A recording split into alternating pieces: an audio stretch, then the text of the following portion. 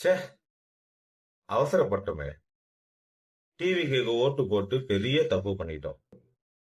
டிவிக்கு கூட செயல்பாடெல்லாம் பார்க்கும்போது டிஎம்கே ஏடிஎம்கேவே பரவாயில்ல போல இருக்க. ரொம்ப பெரிய தப்பு பண்ணிட்டோம்.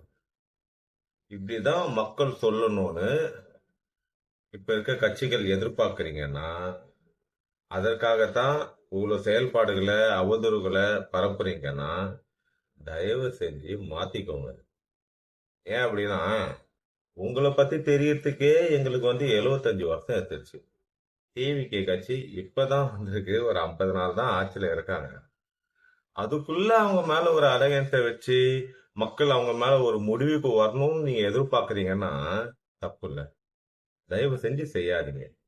இது மேலும் மேலும் மேலும் உங்களுக்கு தான் கெட்ட பேரா போகும். நான் அக்கறையில தான் சொல்றேன் இத. ஏன் அப்படின்னா திராவிட கருத்தியல், திராவிட அந்த அரசியல் தமிழ்நாட வளர்ச்சி பாதையில வச்சிருந்தது அப்படின்றதுல எனக்கு எந்த மாற்று கருத்தும் இல்லை.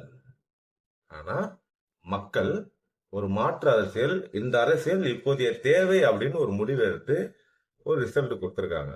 அது ஏத்துக்கிட்டு கொஞ்ச நாள் பொறுங்க. டிவிகே கட்சியை பத்தி தெரியறதுக்கு அட்லீஸ்ட் ஒரு 10 வருஷம்னா தேவைப்படாதா? அந்த 10 வருஷம் பொறுமையா இருங்க. ஆட்சி பண்ணட்டும். நல்லா இருந்ததுன்னா 10ன்றது 15, 20 மாற போகுது. இல்லைன்னா அந்த 10 வருஷத்தோட முடிய போகுது. அது வரைக்கும் கொஞ்சம் வெயிட் பண்ணுங்களேன் சாமி. அவதூறு பரப்புறது, இந்த ஜென்சி கிட்ஸ், ஐயோ, டிஎம்கே பேரு கெடுக்கிறாங்க. எப்படி சொல்றதுன்னே தெரியல. இதுக்கும் நம்மள கமெண்ட் போட்டு திட்டினாலும் திட்டுவாங்க. சாமிங்களா, அக்கறையில சொல்றோம், வேற எதுவுமே கிடையாது. யோசிச்சு செயல்படணும். நன்றி.